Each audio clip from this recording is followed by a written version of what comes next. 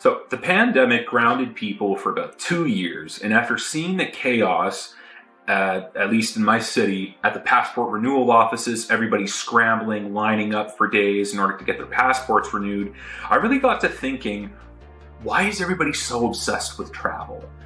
And before anyone says anything, I've traveled extensively, both domestically and internationally. I've lived abroad as well. I'm not just talking out of my ass. I'm asking a genuine question. Why are we so obsessed with traveling? Is it because it's more accessible nowadays? Is it because we never had the ability to travel beforehand?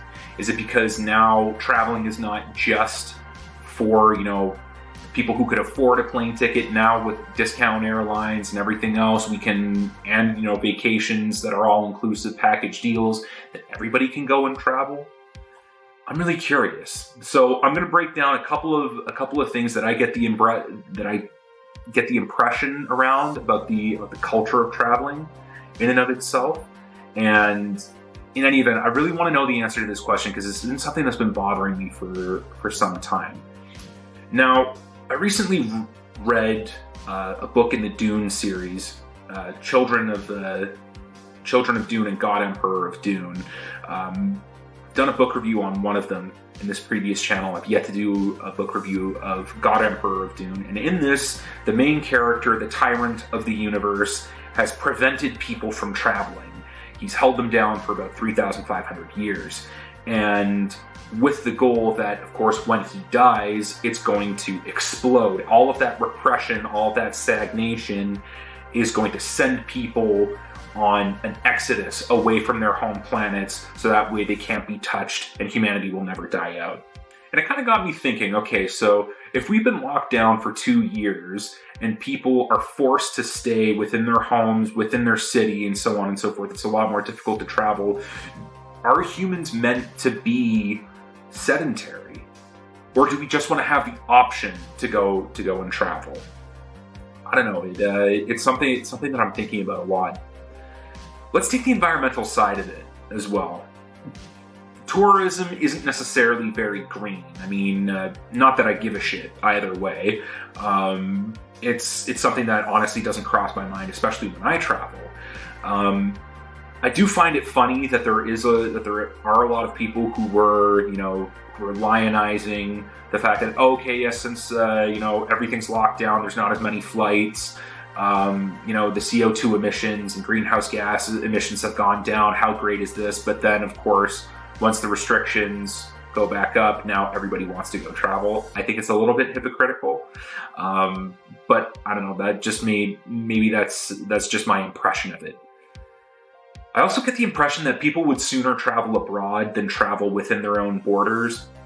I've lived in Europe, and I can understand why people would want to sort of travel why Europeans would want to travel outside of Europe, because, and I mean this with the greatest possible respect, the countries are small, and I mean, ultimately, especially with the Schengen area where you don't have passport controls for land borders, it all kind of looks the same. Like, I mean, if you can't really tell if you're driving through like the north of France to Belgium to Holland to north of Germany. I mean, aside from some minor differences in houses, but I mean, you have your standard boilerplate garden variety European city with the Gothic cathedral and the belfry and the pedestrian square and maybe a canal. So I can understand why Europeans might want to travel in order to, let's say, see something a little bit different because Europe is highly urbanized. But in the West, especially where we have so much space, it doesn't seem that the domestic tourism industry is really big. I get the impression, at least for younger people as well, they would much rather go abroad. And it doesn't really make a whole lot of sense to me because in North America and in South America, there's so much space. That means that there's the opportunity for all these small little different regional cultures and cuisines and this beautiful landscape. So if you're traveling in order to experience other cultures, there's a lot of regional culture within your own borders. So why not Why not travel within your own borders? What's the appeal of going abroad? That's another thing that really got me. Why do we prioritize traveling abroad rather than traveling domestically? I think domestic tourism is a massively underrated aspect, and it's always got me curious as to, I don't know, maybe if somebody who watches this, if you're in the hospitality industry or if you're in the tourism industry, please let me know. I'd love to know essentially the economics and the patterns behind tourism trends, because I think it's absolutely fascinating.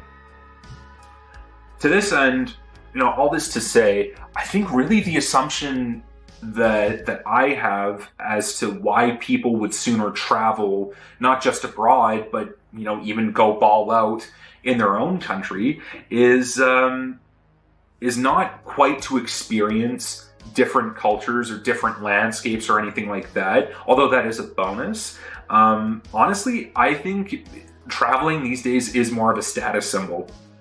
It's a not so subtle flex on everybody else. And I mean, if that's the reason why you travel, all the power to you. I mean, shit, I'm planning a vacation in the new year anyway, and the purpose of that is completely to flex on everybody else. So, I mean, that's the reason why I'm traveling. Everything else is kind of secondary. The fact that I get to try the regional stuff, and of course it's the novelty aspect of it, which I'm going to a place that I've never been to before.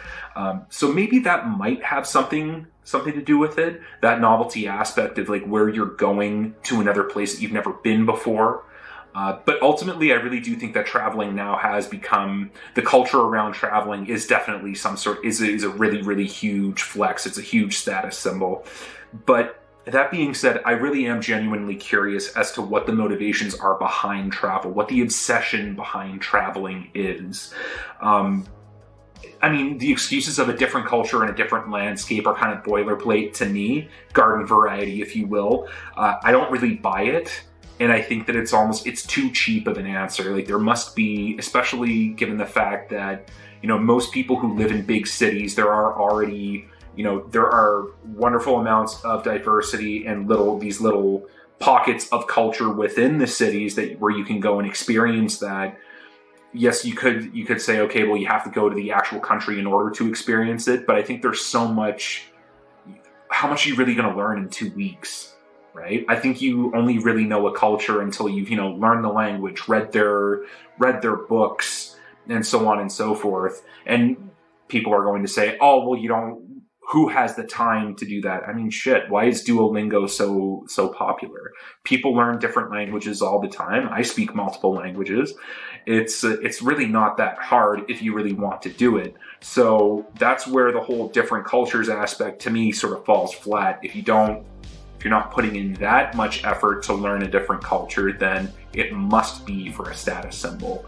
But if it's not, please let me know in the comments below. Also, let me know, do you travel frequently? Let me know if it's domestically or internationally. Where are your top 5 places that you've been? I'm going to throw mine in the description of the video. And let's have a conversation about it. I really am genuinely curious about the motivations behind travel.